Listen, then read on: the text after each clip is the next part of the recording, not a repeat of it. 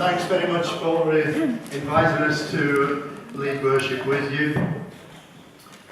And we count it such a privilege to be here with you. And what is likely to be, and probably is going to be, Fishtail's last ever performance.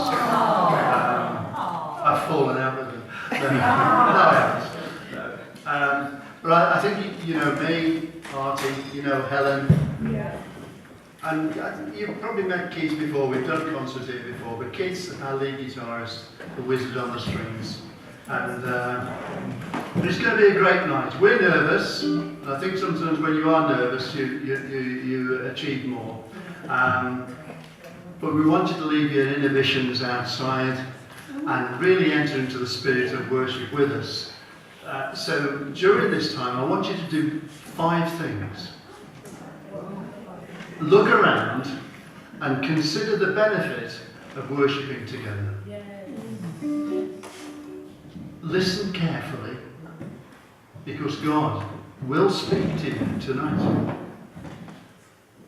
And be prepared to be led and have a fire rekindled in your heart.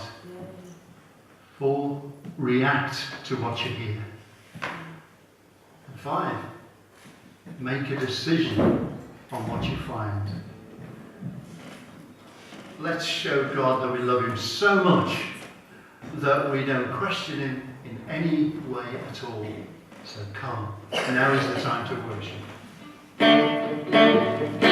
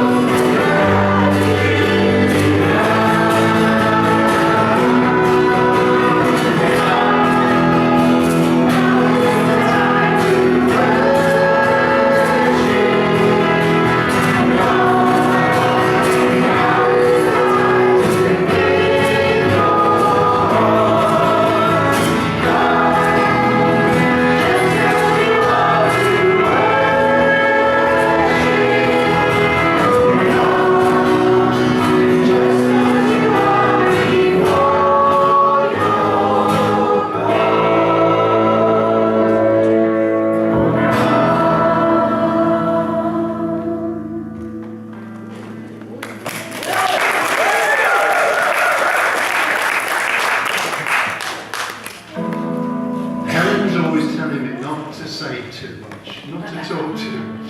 And that's in anything I do. It's not just for tonight. So I've disguised how much I'm actually going to say by breaking it down into parts and in between songs. So you won't know. You'll only know when it starts to get really, really dark. And I've called this evening God Still Speaks Part 2. Part 1 was when Fishtails did New Song in August.